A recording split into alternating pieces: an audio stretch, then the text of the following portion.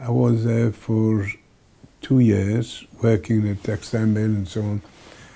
And then the Germans in 1944 decided to liquidate the ghetto because the Russians were moving forward. And they said you're being taken to a camp. They even put machinery on the train as well. You'll be working there and you'll be all right and so on. And our day came, and in 1944 we were put on a train, a goods train, and we had to stand up. We were about 100 people in that train. It was just walls, wooden walls around, and a very small window on the top. After 2 days and a night, we arrived in a camp, and I looked through the crack in the train, and I noticed assessment with dogs. I didn't like that. It got me worried very quickly. They said, leave your suitcases on the train, we will clean it up, and when you have a shower, you get it all back and so on, don't worry. You're going to be all right here, you're going to work. And they made a queue for men and boys, and a queue for women and children. There were 185 children in the orphanage. We were told to move forward in the queue. It was Mengele who actually, on that day, was there. Didn't know who he was, or he was an officer.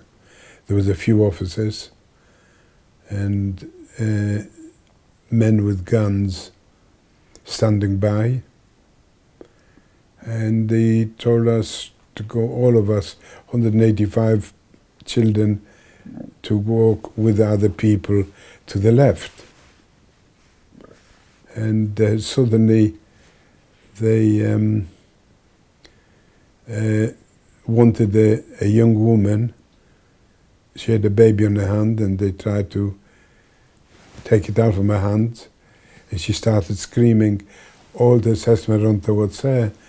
Myself and another boy walked across, because I've seen fitter people who were selected to the right. And as we walked on, they were digging a ditch, some people in striped suits, and they said, you're on the right side.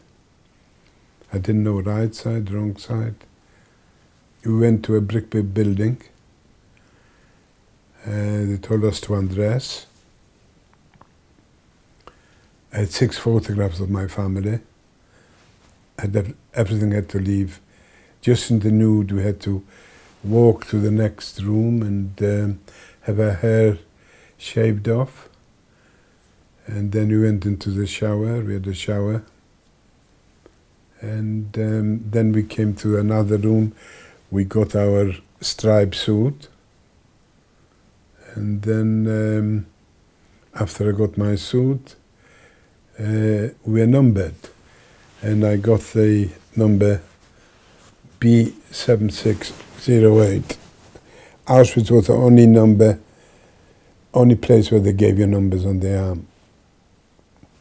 And we also had the number on here and also on the trousers, the same number. And I lost my name. From that day onwards, we lost our names. They just called us by the number.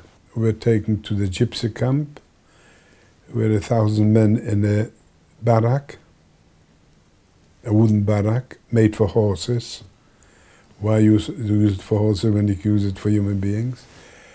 We were sleeping 10 on a box. There were 3 boxes all the way down. And we had no covers.